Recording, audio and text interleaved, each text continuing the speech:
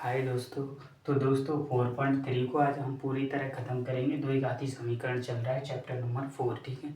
इस बाकी हमने 3 चैप्टर जो शुरुआत के हैं वो हमने ख़त्म कर लिए हैं पूरी तरह। एक एक सवाल किया है, अगर एक आध सवाल अगर बचा हुआ है तो वो मैंने होमवर्क के लिए आपको दे दिया है। वैसे सिमिलर सवाल आपको होमवर्क में दिया है। ठीक है। तो आज हम 4.3 को करेंगे, इसमें कुछ है नहीं। ठीक है। तो 4.3 में देखो कुछ है नहीं। तो ये क्या बोल रहा है, देखो मूलों की प्रकृति के बारे में बोल रहा है। देखो हमने द्विघात समीकरण हमने पढ़ा था, तो वो क्या था, A X square B X plus C is equal to 0 था। ये क्या था आपका द्विघात समीकरण। ठीक है। तो द्विघात समीकरण के पहले मूल निकलते हैं, मूल अल्फा बीटा आते हैं। हमने मूलों का योग पढ़ लिया था और मूलों का गुणनफल भी पढ़ लिया था। ठीक है। तो सी अपॉन में ये होता है, मैंने रिवाइज भी करवा दी। अब अल्फा बीटा कैसे निकालते हैं, एक आपने विधि जो पढ़ी रखी है वो आपने मैंने बताई, गुणनफल गुणनखंड विधि से पढ़ा हुआ है, और एक आपका श्रीधराचार्य फॉर्मूला वाला श्रीधराचार्य विधि, श्रीधराचार्य फॉर्मूलाज की मदद से निकालते हैं। ठीक है। और एक और होती है आपके पास पूर्ण वर्ग विधि, लेकिन ये सिलेबस में दी नहीं है तो कोई दिक्कत नहीं है। ठीक है। पूर्ण वर्ग विधि वाला भी ज्ञान मैं आपको दिला सकता हूँ चाहे तो। देखो पूर्ण वर्ग विधि वाली ज्ञान क्या बोलता है, देखो अब अगर मैं, चलो इसको छोड़ते हैं, बाद में देखते हैं। तो पहले हमारा जो लक्ष्य है वो 4.3 को ख़त्म करना है। तो हमने इतना पढ़ रखा था, ये क्वाड्रेटिक इक्वेशन है, अल्फा बीटा इसके रूट है, sum of root product of root ये दे रखा है। ठीक है, कोई दिक्कत नहीं है। तो अब मूलों की प्रकृति ज्ञात करनी है कि ये जो अल्फा बीटा आए हैं वो कैसे रूट हैं, दोनों बराबर रूट हैं या अलग अलग रूट हैं, या फिर एक और आ जाते हैं इमेजिनरी रूट। ठीक है। तो चलो देखते हैं। तो मूलों की प्रकृति ज्ञात करनी है। तो आज का हमारा जो टॉपिक है वो है आपका मूलों की प्रकृति। ठीक है। नेचर ऑफ रूट भी बोल देते हैं इसको, नेचर ऑफ रूट। ठीक है, कोई दिक्कत नहीं है। तो नेचर ऑफ रूट कैसे पता करते हैं, देखो हमने श्रीधराचार्य फॉर्मूला पढ़ा था। देखो एक्स इज इक्वल टू क्या होता है, एक मिनट, पहले ये वाला फॉर्मूला पढ़ा था। देखो एक्स इज इक्वल टू हमने क्या पढ़ा था, minus B plus minus root के अंदर B square minus 4ac divided by 2a पढ़ा था। ठीक है। ए बी सी ये रहे आपके गुणांक है, ठीक, कोएफिशिएंट है। अल्फा बीटा की वैल्यू आ जाती है, एक बार प्लस लेंगे तो एक रूट मिल जाएगा, एक बार माइनस लेंगे तो दूसरा रूट मिल जाता है। ठीक है। तो देखो इस पे सारा सब कुछ जो है वो इस पर डिपेंड करेगा। अगर ये इस पर डिपेंड करेगा, इसको क्या बोल देते हैं, विविक्तर बोल देते हैं, डिस्क्रिमिनेंट बोल देते हैं। तो इसको डी से डिनोट करते हैं, तो वो क्या हो जाएगा आपके पास, बी स्क्वायर माइनस 4ac हो जाएगा। ठीक है। डी से डिनोट करते हैं, इसको क्या बोलते हैं, डिस्क्रिमिनेंट बोलते हैं, या फिर इसको हिंदी में बोले हैं विविक्तर, विविक्तर। ठीक है, कोई दिक्कत नहीं है, या फिर इंग्लिश में भी लिख लेना डिस्क्रिमिनेंट। ठीक है। तो हिंदी थोड़ी सी मेरी गड़बड़ाती है, लेकिन इंग्लिश बहुत अच्छी है। ठीक है। तो ये विविक्तर बोलते हैं इसको, कोई दिक्कत नहीं है। तो देखो अगर इस ये डी पर डिपेंड करेगा, अगर डी जो पॉजिटिव है तो क्या होगा, डी अगर ज़ीरो है तो क्या होगा, डी अगर नेगेटिव है तो क्या होगा। ठीक है। एक केस और आ जाता है जिसमें जेई वगैरह में पढ़ते हैं 12वीं के बाद। ठीक है, 11वीं में पढ़ते हैं वैसे तो, लेकिन ये जनरली 3 आते हैं आपके पास 10th क्लास में। ठीक है, 10th क्लास का भी स्टडी कर रहे हैं फिलहाल में हम, कोई दिक्कत नहीं। देखो अगर डी अगर पॉजिटिव है तो इसके 2 रूट आएंगे, दोनों अलग अलग आएंगे। देखो अगर ये पॉजिटिव है तो पूरा पॉजिटिव में आएगा, एक बार प्लस लेंगे और एक बार माइनस लेंगे तो दोनों ही अलग अलग होंगे, पता है ना। एक बार प्लस लेने पर कुछ और आएगा, माइनस लेने पर कुछ और आएगा। बिल्कुल ठीक है। तो यहाँ से क्या होंगे, मूल जो हैं वो अलग अलग होंगे और वास्तविक होंगे। वास्तविक मतलब रियल नंबर, रियल नंबर वास्तविक संख्या होंगी। ठीक है। यहाँ पे लिख लेना आप, मूल जो है वो कैसे कैसे होंगे, एक तो अलग अलग होंगे, अलग अलग होंगे, और वास्तविक होंगे, वास्तविक होंगे। ठीक है, कोई दिक्कत नहीं। देखो अगर अगर ये ज़ीरो हो गया, ये वाला डिस्क्रिमिनेंट, इसकी वैल्यू अगर यहाँ पे ज़ीरो होगी तो ज़ीरो का रूट ज़ीरो आएगा, तो माइनस बी बट्टे 2a आ जाएगा, जो कि इस द्विघात समीकरण की 2 वैल्यूज आती हैं, या तो दोनों बराबर होंगी या दोनों अलग अलग होंगी या फिर इमेजिनरी रूट होंगी। ठीक है, इमेजिनरी के बारे में ज़्यादा जानकारी नहीं होती, क्लास 11 में बताएंगे, ठीक है, कोई दिक्कत नहीं। तो अगर ये वाला पार्ट 0 हो गया तो x की दोनों वैल्यू बराबर हो जाएंगी, तो x की वैल्यू एक -b/2a होगी और एक और x की वैल्यू -b/2a होगी, ठीक है, कोई दिक्कत नहीं। तो दोनों बराबर होंगी, तो यहाँ पर लिख लेना मूल जो हैं वो समान होंगे, मूल जो हैं क्या होंगे, समान होंगे और वास्तविक भी होंगे, और वास्तविक होंगे, ठीक है, कोई दिक्कत नहीं। तो मूल जो है वो समान होंगे और वास्तविक होंगे, यहाँ पे अलग अलग होंगे और वास्तविक होंगे, ठीक है। ये वाला देखिए, यहाँ पे जो मूल होंगे, जो रूट होंगे वो क्या होंगे, इमेजिनरी होंगे, काल्पनिक होंगे, ठीक है। यहाँ पे जो है वो क्या होंगे, काल्पनिक, मूल जो होंगे काल्पनिक होंगे। इंग्लिश में लिख लेना इसको, इमेजिनरी रूट। इमेजिनरी रूट मतलब देखो, यहाँ पे अगर ऐसे नेगेटिव बात आए ना, देखो ऐसे अगर ऐसे d की वैल्यू क्या आ गई, ऐसे x की वैल्यू निकाल रहे हैं -b प्लस माइनस रूट के अंदर, ऐसे मान लेते हैं कि इसकी कुछ भी वैल्यू हो, ठीक है, ऐसे -3 आ गया यहाँ पे रूट के अंदर, -3 तो डिफाइन नहीं होता है ना, ठीक है, डिफाइन नहीं होता है तो क्या करें, ऐसे आ गई। तो इस -3 को क्या करते हैं, -3 को 3 × -1 लिख लेते हैं। तो देखो ये रूट के अंदर √3 हो जाएगा और √-1 हो जाएगा। तो ये √-1 को ना 11th क्लास में पढ़ते हैं, इसको आयोटा दे देते हैं नाम, ठीक है, आयोटा, यहाँ पर लिख लेना आयोटा, ठीक है। तो जब भी हमारे पास आयोटा आ जाता है तो वो हो जाते हैं आपके पास काल्पनिक, काल्पनिक मूल हो जाते हैं, ठीक है, काल्पनिक मूल हो जाते हैं। जब भी डी अगर नेगेटिव आ जाता है, ऐसे देखो x = क्या है, x² + 1 और नहीं +x और आपके पास आ गया +1 = 0 आ गया। तो देखो इसको सॉल्व करेंगे तो क्या आएंगे, -b, यानी देखो a की वैल्यू क्या है 1 है, b की वैल्यू क्या है 1 है और c की वैल्यू 1 है। तो x = -b plus minus root के अंदर b² - 4ac /2 है। तो यहाँ से देखो -1 प्लस माइनस रूट के अंदर -3 बचेगा, -3। जब भी ये माइनस में आ जाता है तो रूट्स क्या हो जाते हैं आपके पास, काल्पनिक हो जाते हैं, ठीक है, वो हम पता कर लेंगे, ठीक है।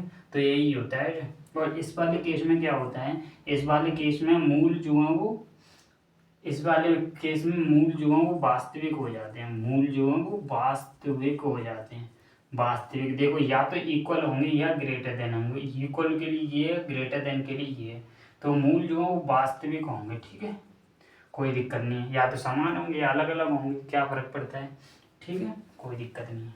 तो अब देखो एक्सरसाइज में क्या करने वाले हैं, 100 में से 100 नंबर लाने का टारगेट है हमारा, ठीक है, कोई दिक्कत नहीं है। देखो वैसे तो मैं 11, 12 और जेई का मैथ पढ़ाता हूँ, लेकिन कोई दिक्कत नहीं है, आप लोगों को भी मैं पढ़ा देता हूँ, ठीक है। देखो अब क्या है, आपकी प्रश्नावली में क्या दे रखा है, ये दे रखा है निम्न द्विघात समीकरण के मूलों की प्रकृति ज्ञात कीजिए। यदि मूल हैं तो उसके अगर अगर मूलों का अस्तित्व है तो उन्हें ज्ञात कीजिए, ठीक है, अगर नहीं है तो नहीं करेंगे, ठीक है। तो देखते हैं फर्स्ट सवाल क्या बोल रहा है, पहले मूलों की प्रकृति ज्ञात करनी है, मूलों की प्रकृति, प्रकृति, ठीक है, कोई दिक्कत नहीं। तो मूलों की प्रकृति कैसे ज्ञात करते हैं, डी से ज्ञात करते हैं, b² - 4ac से। अगर ये पॉजिटिव है तो मूल अलग अलग होंगे और वास्तविक होंगे। अगर ये ज़ीरो है तो क्या हो जाएगा, मूल इक्वल हो जाएंगे और वास्तविक होंगे। अगर लेस देन 0 है तो आपके पास क्या हो जाएंगे, मूल काल्पनिक हो जाएंगे, ठीक है, कोई दिक्कत नहीं। तो पहला सवाल देखिए, पहला सवाल क्या बोल रहा है, 2x² - 3x + 5 = 0।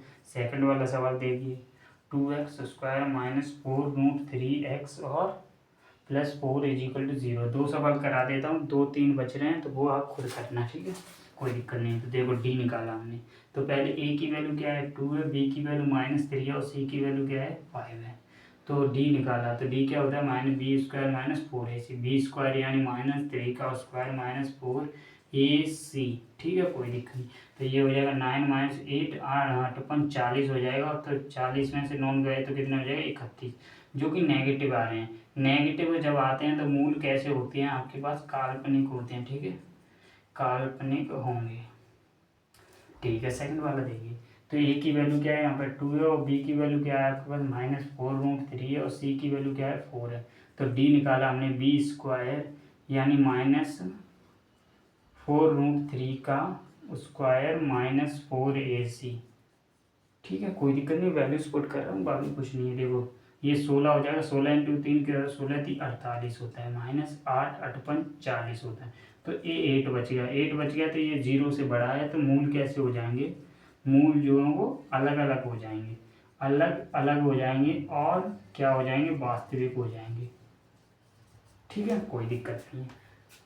अगर ये 0 आ जाता तो क्या होता, मूल इक्वल हो जाते, समान हो जाते और वास्तविक हो जाते। ठीक है, कोई दिक्कत नहीं। तो आपकी ये प्रश्नावली पूरी तरह खत्म हो चुकी है। 2 का सवाल और देख लेते हैं। ठीक है, इसमें कुछ है नहीं यार, पहले अगर आपको कॉन्सेप्ट अगर आता है तो आप पूरे सवाल कर डालें। तो देखो क्वेश्चन नंबर 2 क्या बोल रहा है, 2 बोल रहा है के की वैल्यू ज्ञात कीजिए, उसके लिए दोनों मूल क्या हैं, बराबर हैं। दोनों मूल बराबर होते हैं तो डी क्या होता है, 0 होता है। दोनों मूल अगर बराबर होते हैं तो डी क्या होता है, 0 होता है। तो के की वैल्यू हमें क्या करनी है, निकालनी है। तो इक्वेशन दे रखी है आपके पास 2x² kx और +3 = 0। ठीक है, तो बी ए की वैल्यू क्या है, के और सी की वैल्यू 3 है। तो हमने क्या लिया, ये फॉर्मूला लगाया, बी का स्क्वायर -4ac, ठीक है, = 0। तो k² क्या आ गया, =0 है। तो ये उधर जाएगा तो +8 38 24 हो जाएगा। ये तो x के की वैल्यू क्या आ गई, के की वैल्यू आ गई आपके पास रूट के अंदर 24। तो 24 को क्या कर सकते हैं, 4 × 6 लिख सकते हैं। अब रूट हटाया तो √4 हो जाएगा, √6 हो जाएगा, इसका रूट पता है तो ये हो जाएगा 2√6 हो जाएगा, और प्लस माइनस में आएगा। ठीक है, जब भी यहाँ पे देखो, ऐसे देखो, यहाँ पे अगर पुट करेंगे ना, माइनस की पुट करिए या प्लस की, देखो इसमें बड़ी दिक्कत होती है। देखो वैसे हायर क्लास में पढ़ते हैं, ज़्यादातर दिमाग नहीं लगाते हैं। देखो अगर x² की वैल्यू अगर 4 है तो x की वैल्यू हम लिख देते थे +-2, तो ये वाला सही होता है। लेकिन x = ऐसे देखो, ऐसे रूट के अंदर 4 है तो इसकी वैल्यू सिर्फ 2 आती है, लेकिन इसका मतलब मैं आपको हायर क्लास में बता दूंगा, कोई दिक्कत नहीं है। ठीक है, तो कोई दिक्कत नहीं है। ठीक है, इतना ही ध्यान में रखना कि प्लस माइनस आता है साथ में। ठीक है, जब भी रूट की वैल्यू निकाल रहे होते हैं, मतलब के की वैल्यू ऐसे स्क्वायर है, तो यहाँ से देखो के की वैल्यू 2 आने वाली है, तो 2 ही आई है ना, कोई दिक्कत नहीं। इस इक्वेशन को देखिए, इस वाली को, मेन इक्वेशन क्या है, ये अगर आप दोनों वैल्यू पुट करेंगे तो दोनों वैल्यू इसको सेटिस्फाई करेंगी, तो इसके 2 रूट आएंगे। लेकिन यहाँ पे देखिए, यहाँ पे क्या करते हैं, x क्या है, √4 है, तो x की वैल्यू एक ही आनी चाहिए, x में ले लिया है ना, तो एक ही वैल्यू आनी चाहिए। तो x की वैल्यू क्या आ जाएगी आपके पास, 2 आ जाएगी। -2 भी तो आ सकती थी, लेकिन रूट जो होता है वो माइनस में वैल्यू नहीं देता है। ठीक है, इस बात को ध्यान में रखना है। ठीक है, देखो दूसरा भी ये सेम तरीके से सवाल है, ये वाला kx x -2 और +6 = 0 है। ठीक है, तो इसका क्या आ जाएगा, kx² -2kx और +6 = 0। तो यहाँ से k की 2 वैल्यूज आए, मतलब k की वैल्यू आप निकाल के कमेंट करेंगे। ठीक है, कोई दिक्कत नहीं। तो तीसरा सवाल देखिए, तीसरा सवाल क्या बोल रहा है, तीसरा सवाल बोल रहा है, क्या एक ऐसी आम की बगिया बनाना संभव है जिसकी लंबाई जो है वो चौड़ाई की दुगनी है, और उनका क्षेत्रफल जो है वो 800 मीटर है। यदि है तो उनकी लंबाई चौड़ाई ज्ञात कीजिए। तो ये बहुत ही सिंपल सवाल है यार। तो देखो यार, पहले तो इंक ख़त्म हो चुकी है, इसमें से कोई दिक्कत नहीं है, डाल लेते हैं।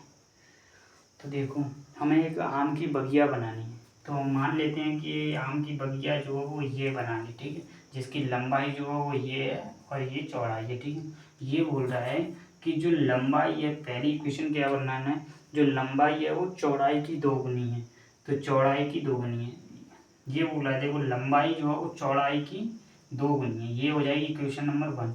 और क्षेत्रफल तो आपको पता ही है, क्षेत्रफल कितना दे रखा है, 800 मीटर स्क्वायर दे रखा है, तो 800 ले लेते हैं फिलहाल में। और क्षेत्रफल क्या होता है, L × B होता है। तो यहाँ से 2 इक्वेशन है, 2 अन्य है, तो यहाँ से देखो L की वैल्यू यहाँ पर रखेंगे तो क्या हो जाएगा, 2b² = 800 हो जाएगा। तो b की वैल्यू क्या आ जाएगी, ये 400 कट जाएगा, और 400 का रूट क्या होता है, 20 होता है, ±20 हो जाएगा, लेकिन जो चौड़ाई होती है वो प्लस में लेते हैं मीटर, ठीक है। सेम तरीके से यहाँ पे एल की वैल्यू निकालेंगे तो वो हो जाएगी आपके पास 40 मीटर, ठीक है। इसमें कुछ था ही नहीं, ठीक है। तो धन्यवाद, आपकी एक्सरसाइज पूरी खत्म हो चुकी है। अब 5 चैप्टर शुरू करेंगे। धन्यवाद।